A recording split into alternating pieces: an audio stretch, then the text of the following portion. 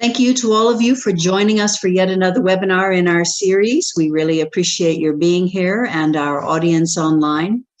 Today we're hearing one more time from Sylvia Perry, who is no stranger to any of us, our former international president, former BPW UK president, and for I don't know how long, but for some time involved in the history committee of our organization, as well as a lot of other accolades.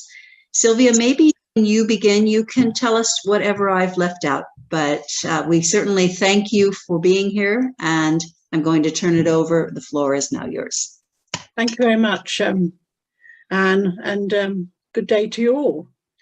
I'll use that day instead of any time of the day. Bringing the international history up to date has been a big ask, and I've had to leave out more than I could include. So I'll start today where I ended before, with Pat Harrison at the 2002 Melbourne Congress, the World of Peace. But I'm going to take a moment to say a few words of tribute about Judith Van Unen, who was the Australian national president who bid for and hosted that Congress, but she sadly died on the 27th of May. Judith was a very special person and an inspiring woman. She radiated warmth, fun and friendliness, and all that was very evident in her welcome in 2002. Judith's energy and enthusiasm in all she did made her an outstanding dynamic leader and advocate. It was a joy to know her and to remember her with affection.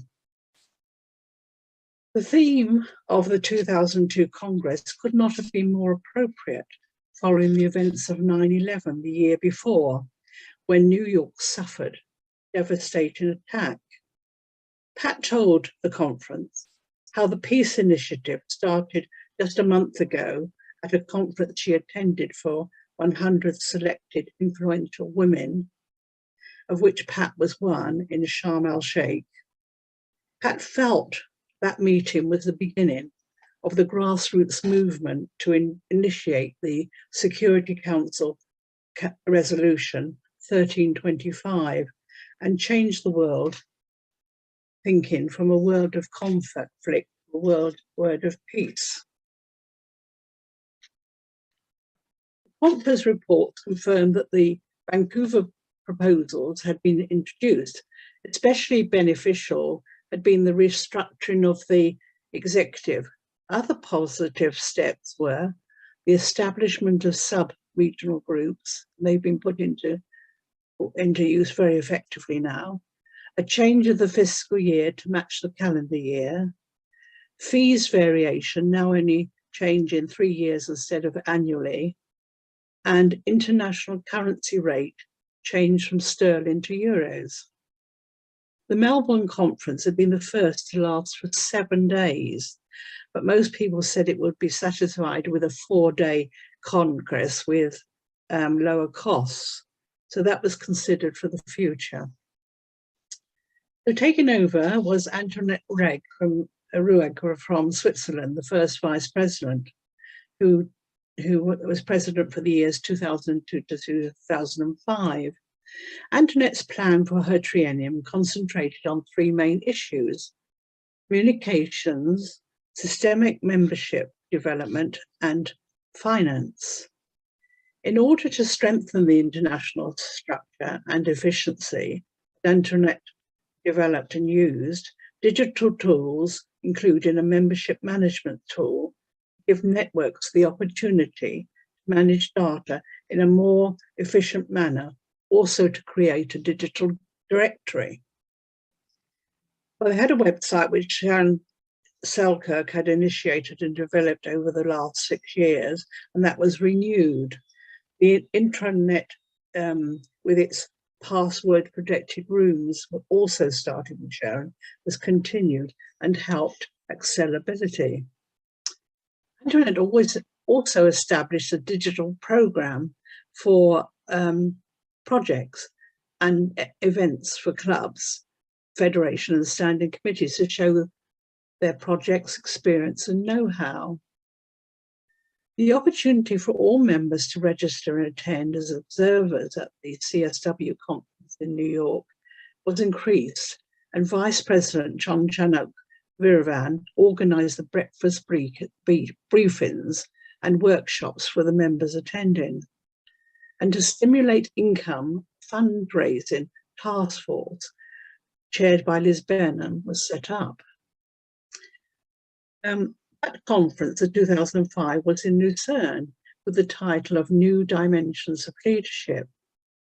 The programme for the opening ceremony celebrated the 75th anniversary of IFBPW and featured musical highlights by young opera singers, members of the International Opera Studio from Zurich. Registers were given a VBL, and I don't know what those initials stand for, card, to ride free of charge on the network of buses on the efficient Swiss transport network. And at that Congress, the business session, there were some successful resolutions. One was for a new BPW logo to show a more balanced view of the 5 regions on our badges. You can see that more effectively on a black and white, the black and gold one. Italian came in as an official language, and the study of Congress management, looking at the contract between the host country and the International Federation, was looked at and resolved. So the organisational review was another motion that was adopted. This was the start of a long-term strategic policy, a modern constitution and bylaws. And they introduced new memberships awards for affiliate increases in membership to try to get people to encourage them to go out and gain members.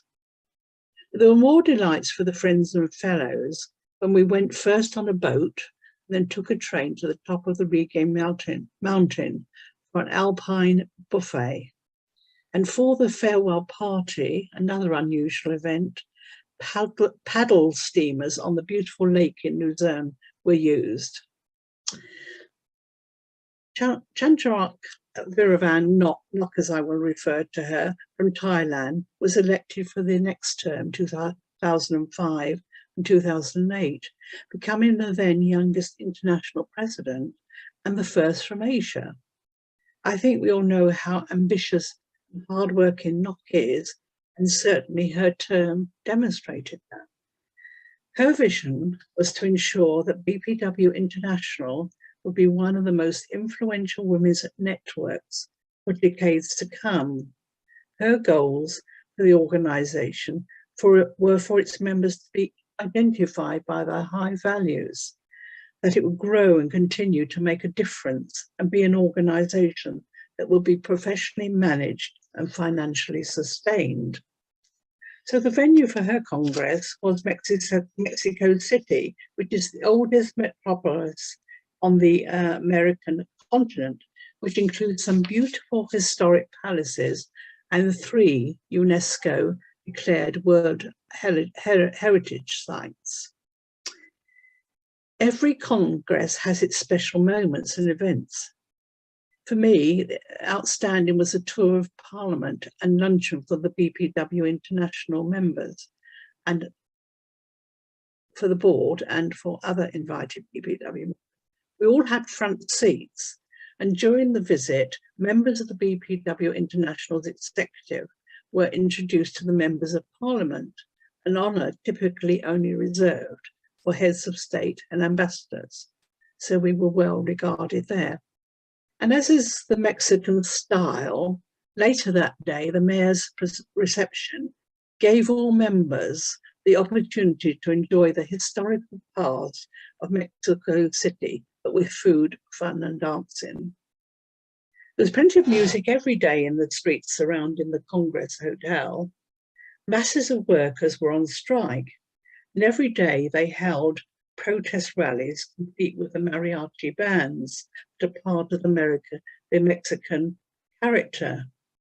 So retreating at lunchtime to my room balcony with the BPW team to do our strategy planning, it was always against the background of this daily rendition just down the street.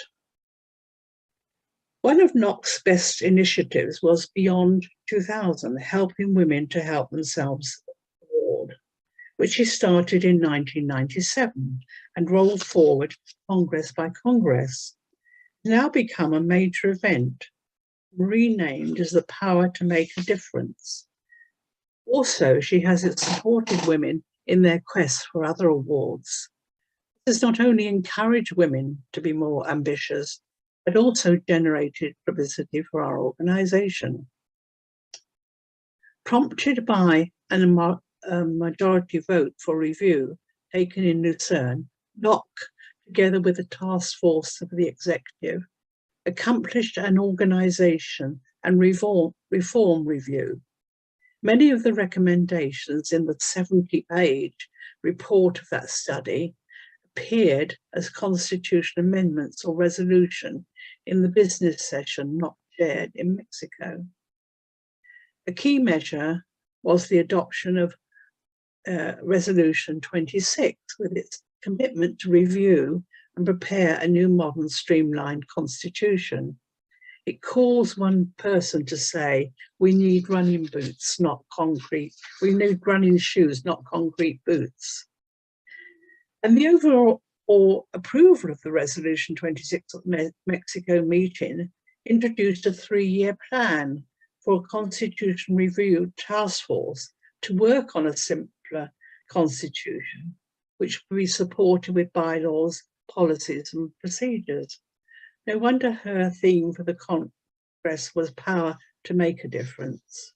It was in the next term, 2008 to 2011, when Liz Benham of BPW USA was president, that this task force came together, chaired by the Executive Secretary, Jean Murray, democratically engaging members in all the regions using the expertise of different legal systems and native speakers of all the official languages to ensure that the documentation could be easily translated and also sufficiently broad to permit affiliates to operate in their own cultures.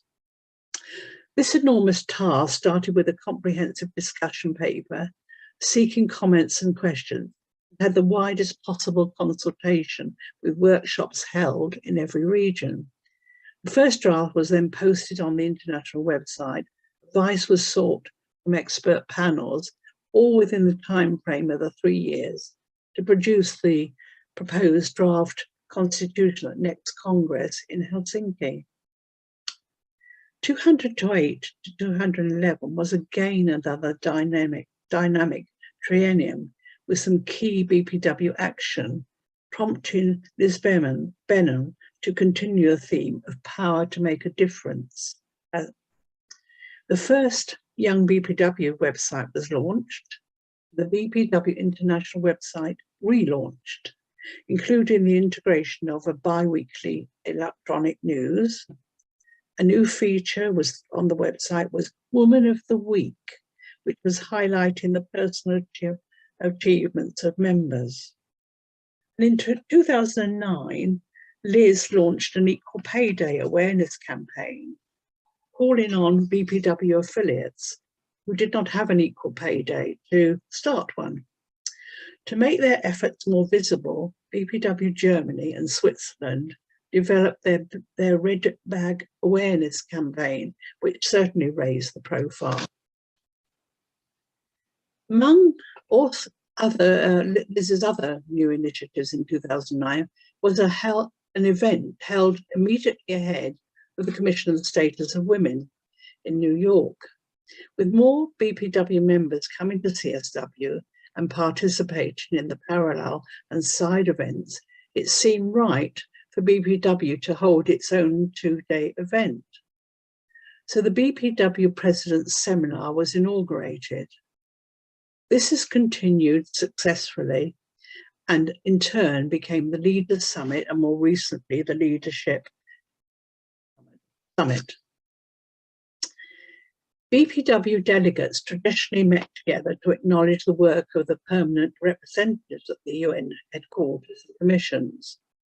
2009 was the year when the Dr. Claire Future Dinner was inaugurated to honour Claire and her 30 years dedicated service at the UN.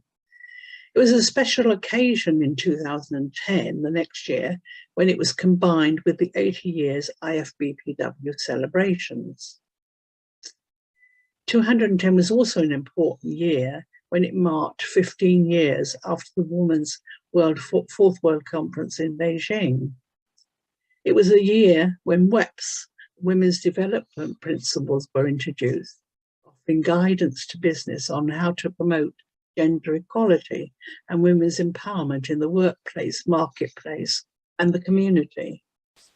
For President Liz and the Vice President UN, Frida Michaelis, it was encouraging to attend the launch of the principles in the company of CEOs of major corporations. By the end of that term, 180 CEOs had signed up. They felt this was an initiative would help propel BPW members in all countries into boardrooms or raise their profile in government, industry, and trade. 2010 was also a year of reform within the UN. For many years, the UN had faced serious challenges in its efforts to promote gender equality globally, including inadequate funding and no recognised driver on gender equality issues. In July, the General Assembly took the step of creating UN Women, short for the UN Entity for Gender Equality and the Empowerment of Women, merging the work of the four previously distinct parts of the UN. Frida Michaelis of Australia came to the presidency in 2011 with the experience of formerly serving as Executive Secretary and Vice President. The new, simple, briefer Constitution and regulations adopted in Helsinki, given its first test in this triennium. And Regulation 21 of this new government set out the need for a procedure manual. That's the operating instructions for implementing the Constitution. However, although the draft of the procedure manual was presented in Helsinki, it was not totally ready for approval at the meeting. It was completed and handed over by Jean Marie in October that year. Developing key partnerships was a spur for Frida, and one aspect she developed was bolstering partnership with all the UN agencies. Working with the Zonta International President, they brought together the presidents and vice presidents of all the international non-governmental organizations with a first meeting at CSW 57 in New York. They discussed common issues and possible collaborations. New partnerships for BPW International were formed. Ambassadors were introduced to raise awareness and help promote the Congress. Dr. Anne Hilty came forward to co-chair the task force. Sustainability was becoming increasingly important, and to look at how we were performing and what we should be doing, the Fulfilling the Legacy 211 to 215 Sustainability Report produced. There was discussion about Project 50 with the thought of a relaunch in 2015 when it would reach its 30 years. That was dear to my heart, as in 2006, I had been privileged to write the Project 50 history with its title of Empowering Women Worldwide. During her term, Frida did much to modernize the administration to better support the president and executive by appointing Angela MacLeod as UN administrator and Anne Swain as the assistant Secretary managing member services. Frida came to the end of her term in Jeju, Korea in 2014, when we were introduced to the planning and organising skills of Dr. Anne Hilty, who was the Congress organiser of the event. The business session looked at the new modern constitution adopted in Helsinki and dealt with simply tidying up measures. One notable organisational action was approved with a resolution for the standing committees to stand aside for one term. This was to allow a pilot project to be trialled throughout the period 2014 to 2020 for new arrangements and procedures for BPW International projects. Reports on this and proposals for change at the 2021 General Assembly brought back the standing committees which allowed elections to go ahead, as well as the project's trial to continue. Our next Congress venue was Cairo in 2017. Success at last in hosting the Congress after many applications BPW Egypt had made. The chair was Yasmin Darwich, Mexico, at the end of her term, having been elected in 2014 in Jeju after considerable experience in BPW and serving on the international executive as both a regional coordinator and executive secretary. Excuse me a moment, I'm getting dry. With the support of her executive, her objectives have been to increase effective communication and member participation, promote and support women, achieve effective sustainability for the organisation and encourage membership, which is what we all hope people will do. 2015 was the 20th anniversary of Beijing, so CSW that year was special. The celebration combined with the BPW 85th anniversary and a number of extra events, so I was glad to be there that year. The one disappointment for everyone who had lobbied for it was that no conference was ever held to match the power of the World Conferences. We still have a long way to go to achieve the goals in the 12 critical areas. Leaders Summit in New York has continued with strong support from many affiliates, and in both 2016 and 2017, BPW awarded 10 registration scholarships to young BPW members to attend. Yasmin expressed our special gratitude when in 2017, Mrs. Lisa then, who was the chair of the philanthropic task force, together with her own foundation, added the donation of 10 more registration scholarships. The generosity of Mrs. Lin continued with a gift of $130,000 to the Project 50 nursing school in La Paz, Mexico.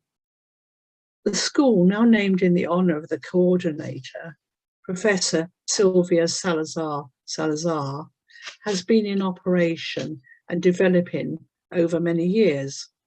But this gift was given to cover the cost of completing the construction of a much needed auditorium. Mrs. Ling was warmly thanked and attended the opening ceremony with President Yasmin. Throughout the triennium, Yasmin worked very closely with her first Vice President, Amani Asfour.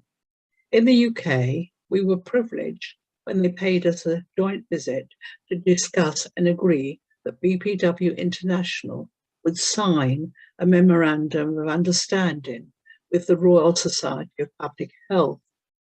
Then we took our international guests to the Houses of Parliament to hear the historic debate for the Europeans would be interesting, as it was for the UK to leave the European Union.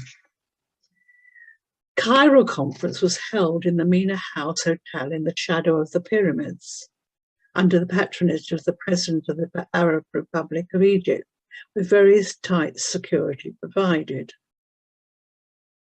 The opening ceremony was held at the foot of the pyramids, still with red carpet treatment in front of the Sphinx, with a fabulous dinner, a spectacular concert and light show. This was the first Congress that approved slimmed-down constitution regulations and its partner documentation. The procedure manual would be used.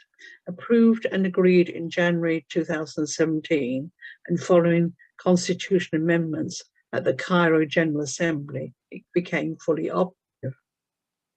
This is now clearly defined business sessions as the General Assembly and the separate seminar and workshops program and the social events.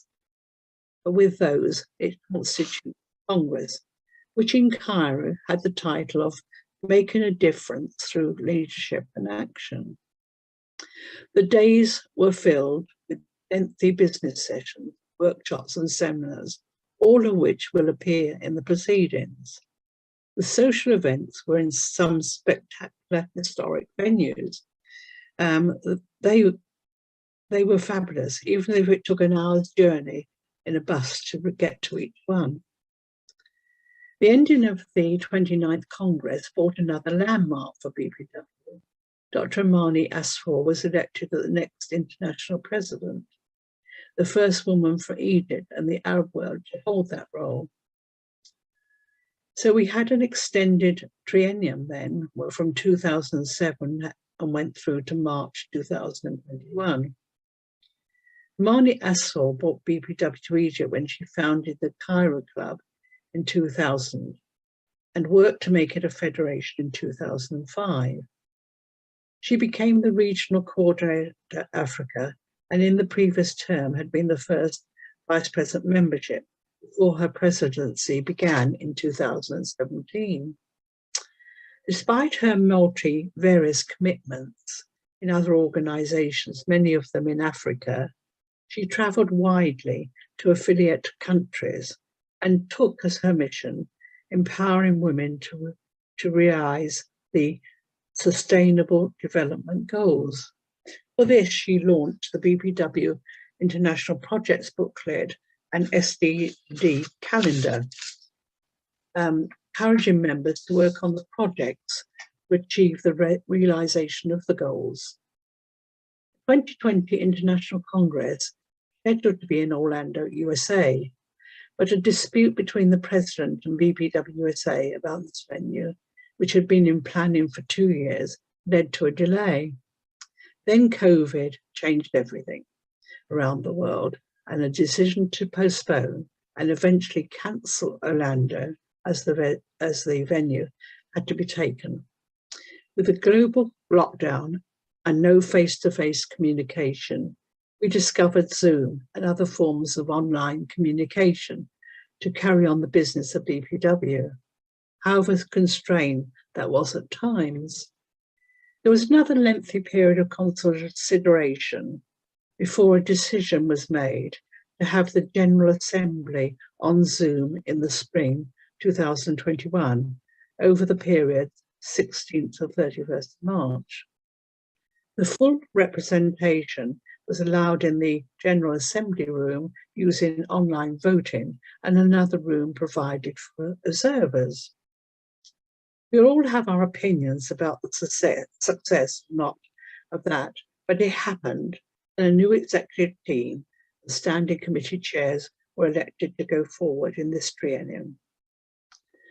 Of the 19 resolutions that have been submitted, 2 internal resolutions were voted upon, 10 external resolutions were presented without debate, with 2 passed as amended and 8 without amendment, and 1 not presented, as it had depended on another motion failing. Vicky Mee, the chair of resolutions, has made some recommendations on those not presented or debated to be included automatically the next GA, and we'll see if that happens. As the constitutional chair, I was only able to present 2 submissions from the proposed 25 amendments on the agenda and none of the 16 proposals for the procedure manual. Motion on Regulation 15 on the agenda was withdrawn by the proposer, Antoinette Ruegg. So the BPW for now ends there. The work of this triennium is in the present, goes into the future history. Throughout this whole period, we need to remember all the excellent speakers, great events, the hours of work and tremendous efforts, especially our place at the UN, that have contributed to making this organisation a force for women. Too much to record today, but a source of pride for us all. Despite the recent sorrow in not having face-to-face contact, it has an upside of getting to know many more people on Zoom, making contacts and friends, having opportunities for webinars and meetings, so that even in lockdown there was some contact, exchange of ideas and new friends with whom we perhaps will soon be able to reconnect in person and move ahead, make more great history. Thank you for listening. Sylvia, thank you so much. There's a round of silent applause going on. This wonderful world we live in. So we all really appreciate that. Many of us have lived through a lot of those events, but I think I can probably speak for many in the room in saying that a lot of the things you touched on, I was not aware of, even though I was around during all of that time, or most of that time. So I too have been enlightened, and I think probably everyone has. So thank you so much for that. I want to also mention, because I didn't in the introduction, and that was my failure, that in addition to, or maybe in conjunction with your having been on the History Committee, of course, you mentioned the Constitutional Advisory Committee as well, but also there were the 2 books that you have worked to see published on our history as well. So you might want to mention something more about those if you wouldn't mind. And I probably am still leaving out several things. Your accomplishments within BPW and your contribution is just unparalleled. So thank you for all of it. Would you just say a word or 2 about those books that I just referenced? I'm not sure that they're available to anyone at this point. I'm not sure, maybe you could tell us, but tell us a bit more about those books that you helped to compile. Well, I'll tell you how we came to do the Esther Heimer. She was an icon, a mentor for us all who went to CSW and knew her well, and she was such fun too. And she was of course one of the 3 women who were at the signing of the United Nations Charter in San Francisco, and was awarded by Kofi Annan for that. So we felt, Liv and I talked about it a lot, and we felt that it shouldn't go to waste. It should be known what her life was. And it was a bit sticky getting the permission from her daughter, and the particular photograph I want to use on the cover, she wouldn't allow that. So we had those difficulties. But Livia and I got together, and we used to spend in those days weekends in the office, because we had a bedroom there, and so and I had a car park president. I think I was the only one who used the car parking space, because I was probably the only president in UK at that time, but it was very useful for me to be able to drive to London so often. And so we spent one weekend, and it was a memorable weekend, and I'll tell you why about that in a minute, in the office. And I had done a lot of sifting through all the documentation in the build up to that, so we had a lot of stuff all together that we could use, and we sat and we chatted and decided on our framework. So we literally sat there and did that, the whole framework that I could take home, and taking Livia back to the station to catch her train to Gatwick, because we'd been closeted in the office all the weekend. there was this notice, placard, saying that Princess Diana died. So it had resonance there. And driving home, I could see all that done. So over the next 6 weeks, and I think Vivian the next came within that 6 weeks and came to Bristol. We had another session here. So we practically, and Judy is very kindly holding it up there. And we wrote it in those 6 weeks. And then Livia got it translated into Italian. And Livia and I still hold the copyright for that book. So I sometime I'll have to make sure I make that over to somebody. Yeah. Hmm. So, Thank you. But you mentioned The Office and part. Sorry, yeah, go ahead. Yeah. No, go on. You want to ask about The Office? Yeah.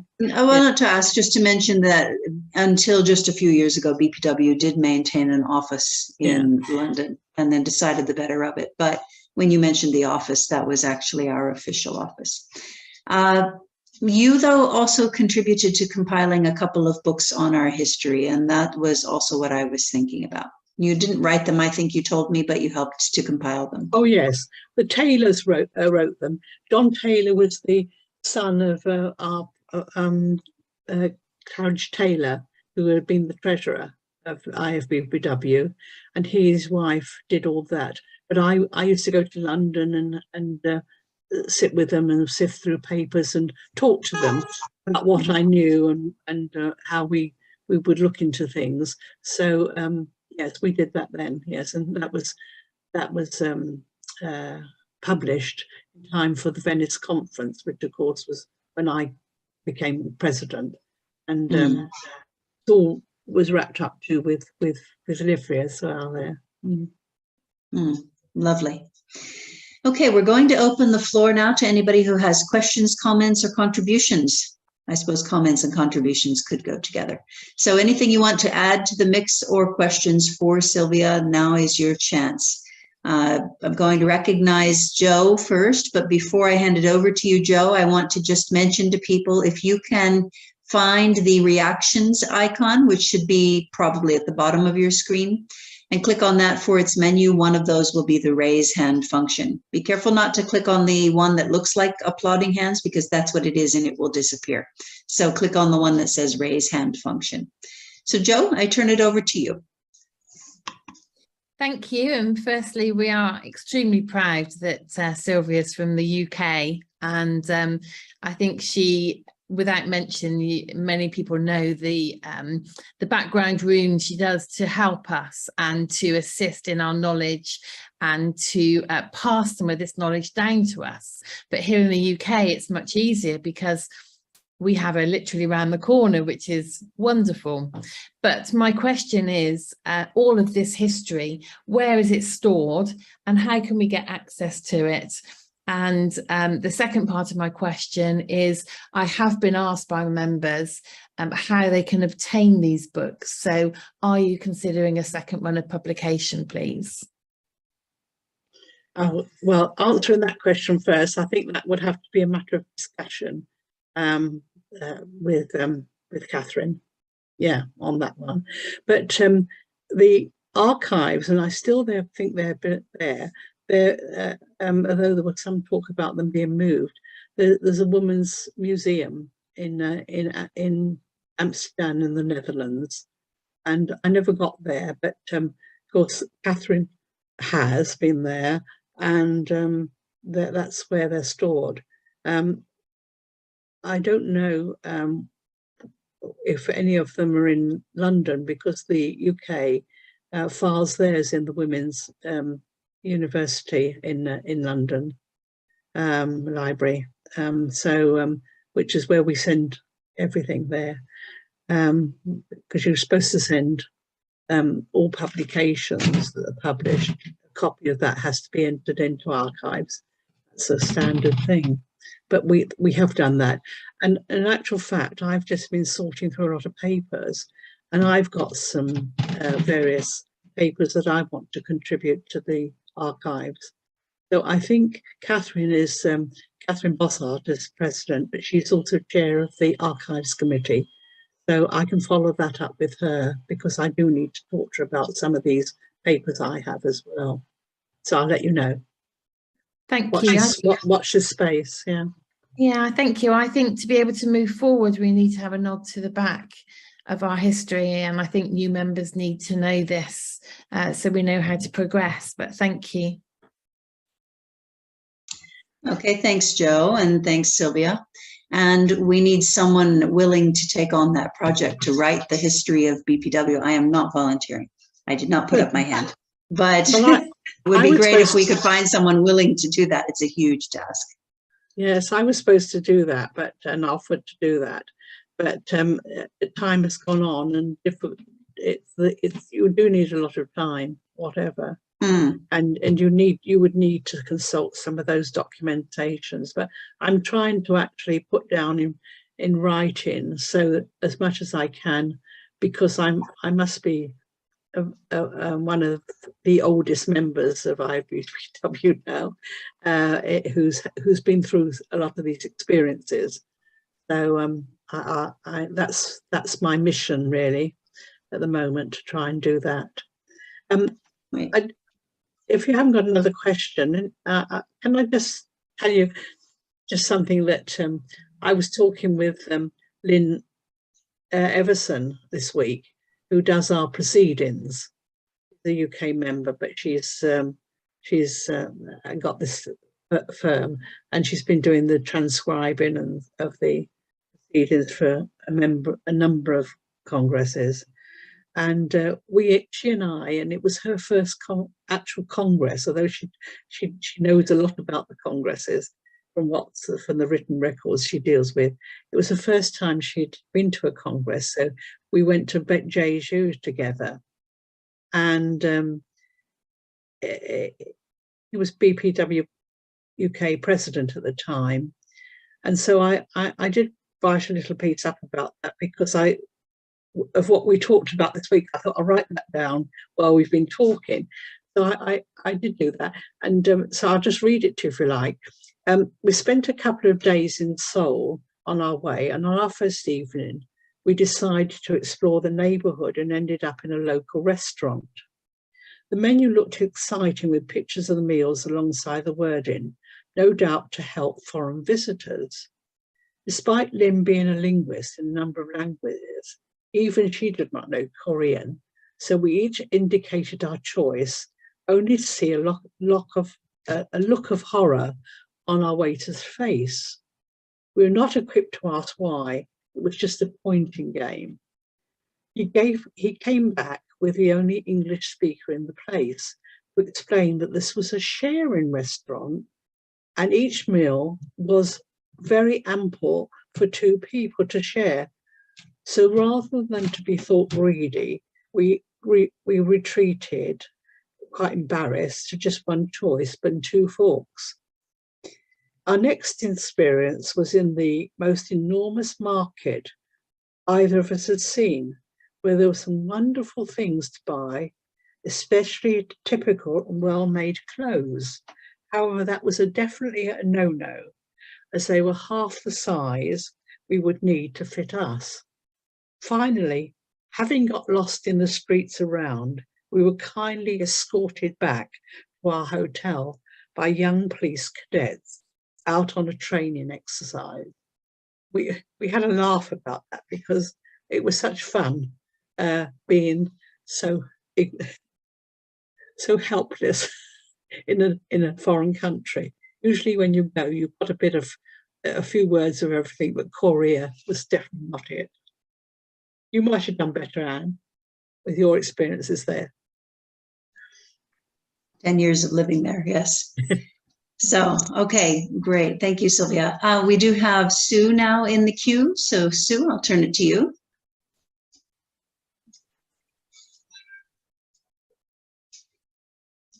Sue, go ahead. You're still on mute, though.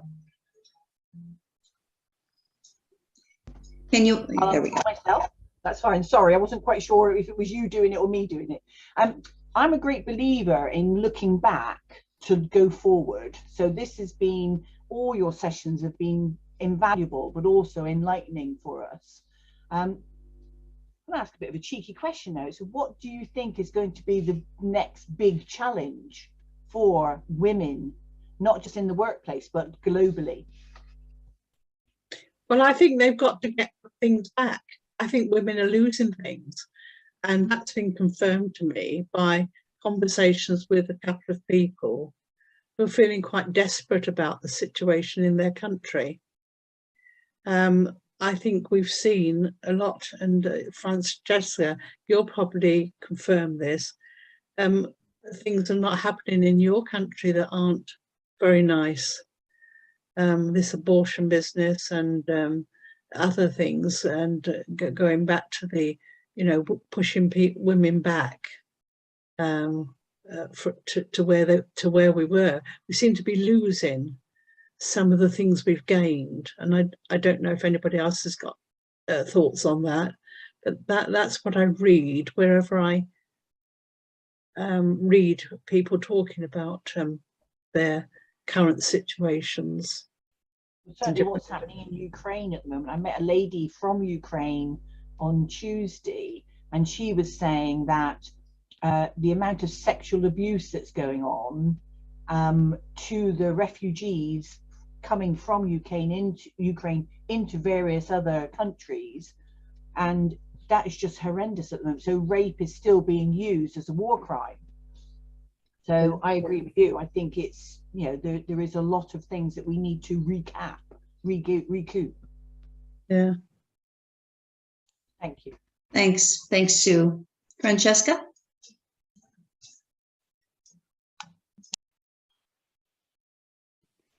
Good morning, good afternoon. Yes, Sylvia, it's very frightening to be living here in this country right now, because there is a big fear about our democracy as a whole. It's like insane to be here. And just getting back from Iceland, where I felt so safe, returning to this chaos. And, women, back about 10 years ago, one of the women in the United States made a film, Equal Means Equal. And in that film, it was very interesting. It was tracing the women's movement. And there was one woman that was interviewed that said something that really stuck with me. Women have a tendency to go, back then, women had a tendency to get together, have fight the issue, and then disappear. And now that doesn't happen, we don't disappear. But women, as she pointed out in that video, have a tendency to drop their own cause. We do this every day in our lives, and fight for someone else's cause. So women have a tendency to do that individually and as a group. And now with all the other issues that have arisen with so many other groups, women's voices for women are not being heard anymore. Or if they are, it's very faint. So that too bothers me a great deal. We're willing to fight for everyone else, to stand up for everyone else, and to lose the women's voice for women's issues. So that's in connection to what you said, Sylvia. But my question to you, Sylvia, about BPW, not that I want to move off this, but I forgot to ask it the last time you spoke. BPW is really our legal name. And then somewhere along the way, this BPW International happened, that name. And I'm wondering, what was the reason behind it? Because Lena Madison Phillips started in the United States, as we all know, with the National Federation of Women and the National Federation of Business and Professional Women's Clubs, because women didn't have professional associations then, we just had clubs. And then 11 years later, went to the International Federation of Business and Professional Women and dropped the clubs, thank God. So how did we then become BPW International? I didn't understand how that decision got made. Well, you'll find that the actual wording that says is the International Federation of Business and Professional Women, also known as BPW International. So we have the two, and it was thought that people wanted to bring in BPW International as a kind of more informal name, although we were protecting our original name. and it was easier to say and to write and to explain to people. Although it's really, the full title is still there, it's Business and Professional Women International, but the BPW International was so that one could use it easily. But our real name is still in IFBPW. And so we brought that in on a I don't know, it was a resolution, I suppose it was a constitutional amendment. I can't remember how we did it first, yeah, but it was amended in the Constitution. Oh, thank you for that, because I've always wondered about that. And that, it says it on the front of the Constitution. IFB, International Federation of Business and Professional, also known as. Yeah. And Sylvia, I would really love for you to get your books back in print. I so enjoyed The Bust of 42nd Street. You know, I've self-published. I'm willing to help you do that in any way I can. But I mean, that book, Liz Benham gave me that book when I became a UN rep. And it is such an inspiring book. And we don't know all of this history. You know, when we bring people in, we don't spend enough time on this very rich history we have. I would love to give new members that book. Well, the thing is, of course, as I said, we do have the copyright to it. And I don't know how it'll tick on as part of Livia's estate, so we have to talk about that. But the other book, of course, I was asked to write that for the 50 group. Yes, so of which I was a member once, as you are when you're president. But now we're not 50 any longer, are we? It disappeared. Yeah. But that was another great book that I got. And you're our historian, really. Well, I don't think Catherine would see that, but because I mean, she knows a lot about the history as well. But I think I'll give her a few years. Okay. And some advantages of age I discovered. Thank you, Francesca. Thank you, Francesca. Thank you, Francesca. We have just a few more minutes and I have Vicky in line. And I want to just ask before I turn it to you, Vicky, Anu, are you actually with us? I know Anu is at work and her screen is off at the moment. Anu? Great. Yes, I saw her. Okay, so she can't talk to us. Okay, I was going to ask you to say a couple of words about the European conference that just ended. But if you cannot speak, then I will ask Francesca that you can speak. Okay. Francesca, no, I will not speak. Thank you very much for asking me, and hello to everyone. But Joe Kinsey was there and Francesca was there. Maybe Joe Kinsey can tell a few words. And Nalima was there. Nalima was there as well. Thank you, Anu. Okay, so I'll have one of you, but first I'm going to turn it over to Vicky. And Vicky, you'll be our last commenter. And then Joe, in deference to the fact that our main speaker today is from the Federation where you are currently the president, I'll ask you to say a few words about Europe. But Vicky, first to you.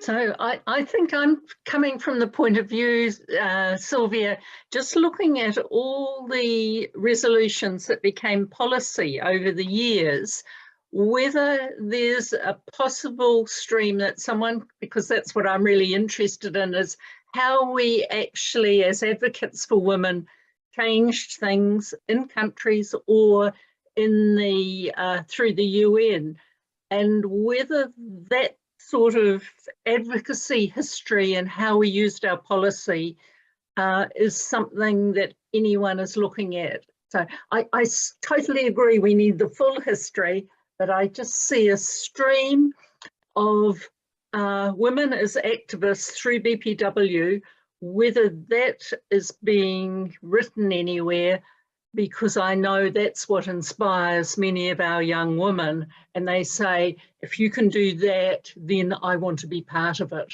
And so it's more a comment. Yeah, that's a funny thing, because I was looking through all the different resolutions from the different years to see what common themes.